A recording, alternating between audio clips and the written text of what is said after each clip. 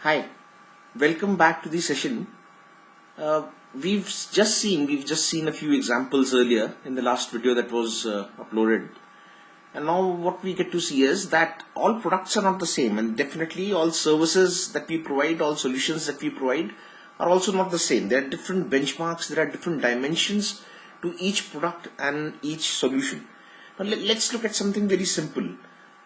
Let's take a presumption that there was somebody in your organization who was responsible for selling tractors to farmers.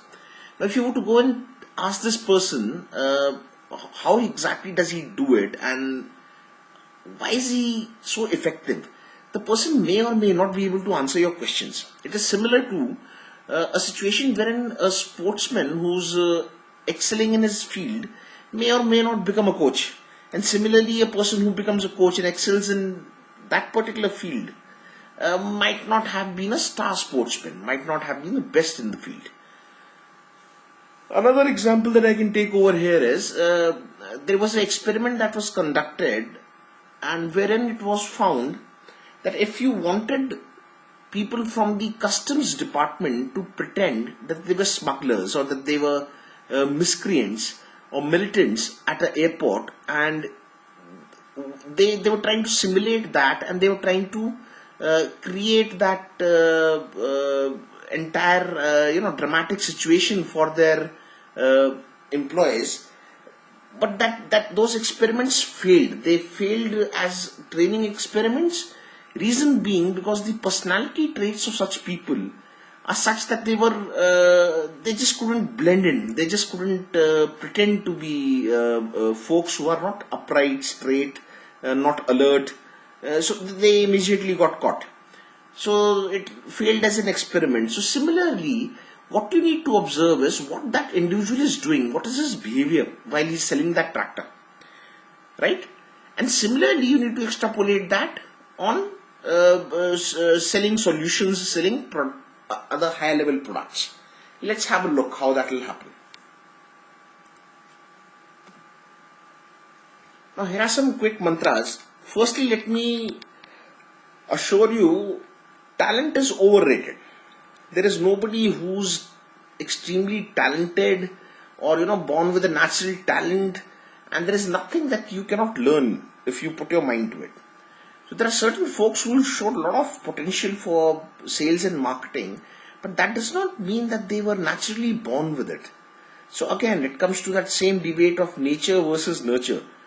But specifically in marketing and sales, because these are functions which have been there in organizations for quite a while now and have been trained upon quite extensively. It is definitely proven and proven in many places that sales and marketing skills can be picked up.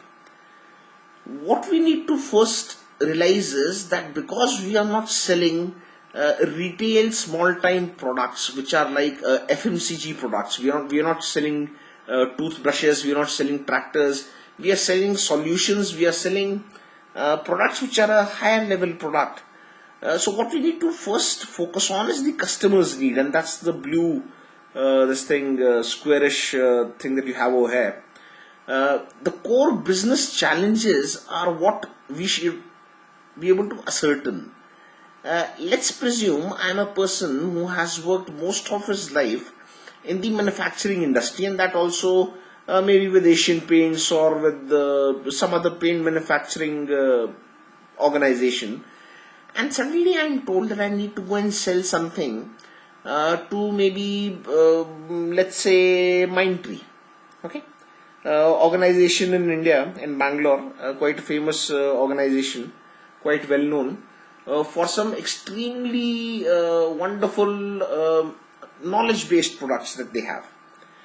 Now, if I do not understand their business and if I do not understand their business challenges, it will be very, very difficult for me to try and put myself in their shoes and try and see what will fit best. So I might do some analysis, but it will not lead me anywhere. So what I am recommending is that the best person to make a strategic sale decision or to make a strategic marketing plan for a particular client is somebody who has had experience in that industry, or at least had experience in an industry where the basic dimensions of performance were the same.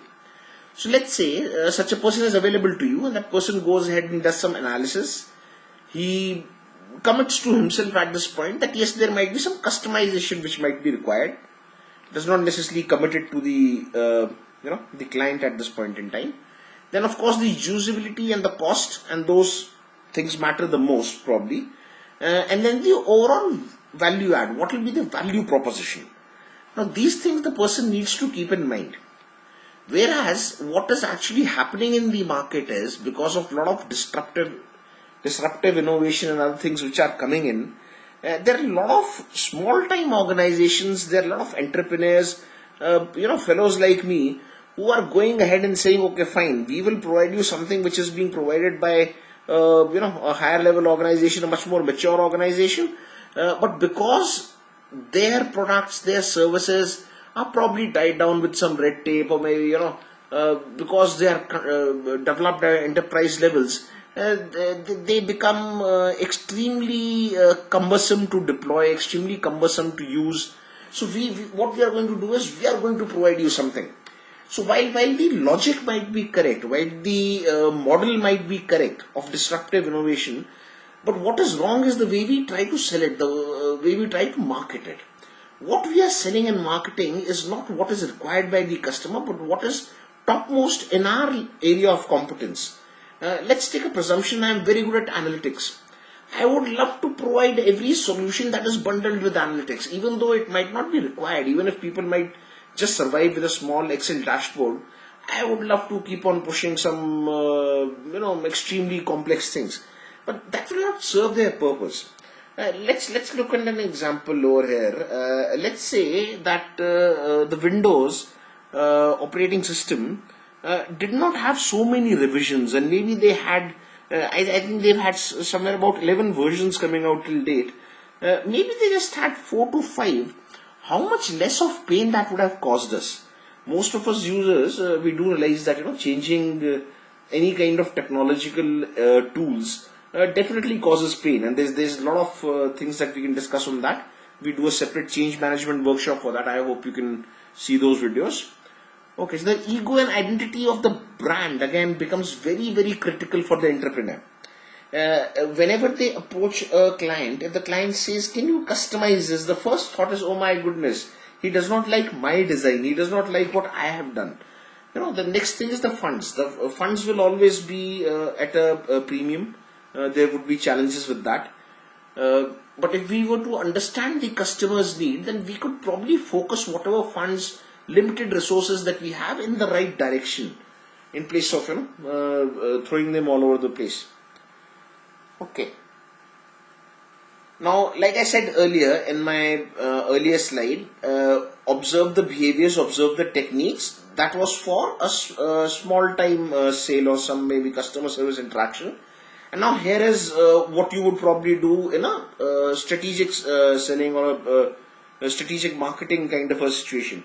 But over here also you would probably get best results by observing people, because what they actually have is subconscious competence. Over a period of time, they have got so used to doing these things that now they do them subconsciously. So it will not be possible for them to even let you know as to how they do that. Okay. Now let's do one thing. Now this is actually part of the actual workshop. Cannot be done in the video mode, but still let's see. Let's say you were say 10 to 15 folks in a workshop, and you were to divide yourself into subgroups of 4 to 5 participants. What you need to do is basically suggest some ideas for either a product or service to be sold at the enterprise level. I'm just giving you a example of how this product might spread. Now you see this product spread over the entire US. It started off maybe in Florida or somewhere. The concentration is over there, but over a period of time it's spread out. So that's the kind of scope I want you to think with. Now you would have to brainwrite, and when I say brainwrite, I don't want to brainstorm. The basic difference being, I want all of you to write down each and every point and not miss out on anything. And then in the end, try and converge onto top 5 qualities of the product. So now these are desirous. You definitely have not created the product, but what would you desire as a top 5 qualities of that product? Product can be absolutely anything. A certain customer need. Now, this step could probably come before this in certain cases, but presume you have your own vision of the product. If you were to follow this current sequence that I have shown you, you have your own vision of the product, and that gets challenged. So your vision itself gets disrupted with the ideas that are coming in from the environment. So if the customer's situation is a little different, if the customer's need is a little different, even before going into production, or even before setting up the service or the solution, you will have opportunities to change it, right? Great. Then try and understand how would you deploy the product. What is the need area? Is there a particular department? Are there particular individuals who would utilize the product? Or is it an enterprise level product which can be utilized by the entire organization? Then I want three of you to be observers. So what you need to basically audit these folks on is that did they actually understand the customer's need in the initial phase itself? Did they focus on the quality of the product when they were talking about qualities, or did they focus on things which were irrelevant? Things which don't necessarily add much value. So we'll just see that through the session as to how we can get that done.